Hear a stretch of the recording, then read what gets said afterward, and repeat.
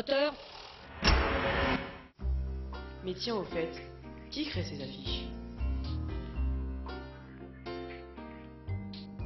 Je suis directrice adjointe de Flamingo Communication, qui est une agence conseillée en communication. Alors sur quel type de documents travaillez-vous? Tout ce qui a trait à l'édition, tous les documents qui vont être imprimés. Et puis par ailleurs, on va travailler beaucoup sur des supports multimédia, donc beaucoup de sites internet, des webzines. Les graphistes sont une formation spécifique.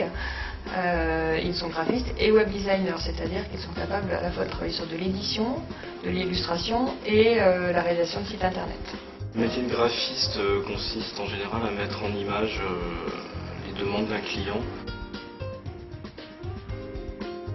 Je mélange mon travail entre le graphisme et la photographie, toujours en ayant l'image comme principale préoccupation et au cœur de mon métier. Je suis sorti d'école de la fac avec une licence en histoire de l'art, option image photographique. Et après, j'ai fait une formation d'adulte pour être graphiste. Quelles sont vos principales difficultés dans votre métier? C'est jamais simple de faire la création, d'avoir des idées, plaire à mes clients, de faire des choses qui puissent les émouvoir ou comment les surprendre. Que veut dire éthique? Alors l'éthique, ça veut dire l'école des techniques de l'image et de communication. Quels sont les métiers que l'on peut envisager? Tous les métiers de la communication par l'image, que ce soit dans l'édition, l'illustration, le graphisme.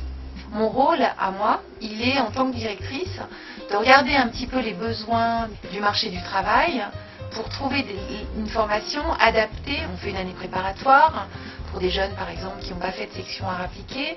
Ensuite, un BTS. Et maintenant, par exemple, on monte une année en niveau 2. Alors, quelles sont les principales disciplines dans cette école? Une grande palette de cours d'art. Mais les matières principales restent quand même la communication visuelle, avec travail de logo pour des entreprises, des restaurants, etc. Donc la pub. Et où il y a toujours un travail assez personnel à faire, donc que ce soit en croquis ou au travail demandé. On peut passer des fois jusqu'à facile 2 h du matin. Quelles sont les principales difficultés de cette filière? Le plus dur, c'est d'avoir l'inspiration tout le temps en fait. C'est un peu difficile d'avoir les bonnes idées au bon moment. L'année dernière, j'ai effectué un stage en entreprise chez MJA, une agence de communication à Tours. L'expression plastique, j'aime beaucoup, parce qu'on peut vraiment s'exprimer plastiquement par différents moyens, donc c'est assez passionnant. Il y a l'édition aussi, où on met en page des textes, où on fait des pochettes de CD, ou des flyers, ou ce genre de choses, donc je trouve ça super intéressant aussi. Je pense qu'il faut d'abord passer par des stages pour acquérir une formation professionnelle.